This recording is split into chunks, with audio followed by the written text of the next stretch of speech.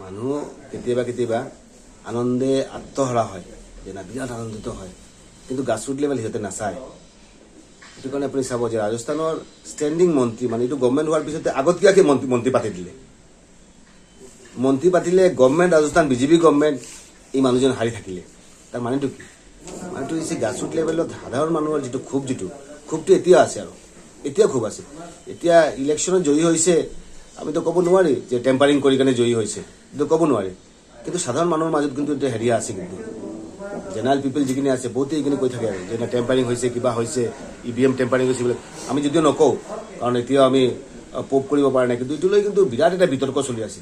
গোটেই ভাৰতবৰ্ষত বিৰাট এটা বিতৰ্ক চলি আছে বহুতেতো কৈ থাকে যে নাই বিদেশত যিটো কাণ্ট্ৰিয়ে এই EVMটো হেৰি কৰিলে মানে ইনভেণ্ট কৰিলে বা হেৰি কৰিলে কিন্তু এই কাণ্ট্ৰিয়ে EVMটো আকৌ বেন কৰি দিলে ভাৰতবৰ্ষত EVMটো চলাৰ কি হেৰি আছে কৈ থাকে মানুহে কৈ থাকে এইটো মোৰ কথা নহয় মই ক'লে তো এজন বিধায়ক হিচাপে কৈ থকা হ'ব আৰু মোৰ ওপৰত মই হেৰি কৰা হ'ব কিন্তু মানুহৰ কিন্তু বিৰাট এটা হেৰি আছে এইটোৰ ওপৰত এইটো কাৰণে মই ভাবোঁ যে এইটোলৈ এটা পৰ্যালোচনা এটা হ'ব লাগে আৰু মই ভাবোঁ যে এই EVMটো গৈছে তেতিয়া এটা ইলেকশ্যন গৈছে এতিয়া বেলেগ এটা ইলেকশ্যন আহিছে ইলেকশ্যন হোৱাৰ লগে লগে এই ৰিজাল্টটো হোৱাৰ কাৰণটো কি হয়তো বা বেলেগ কিবা কাৰণতে হ'ব পাৰে যদিও মই কোৱা নাই বস্তুটো সেইটো কাৰণে মই ভাবোঁ এইটোৰ ওপৰত চিন্তা চৰ্চা কৰি কেনে এইটোৰ ওপৰত আলোচনা এটা হ'ব লাগে আৰু ইলেকশ্যন কমিশ্যনে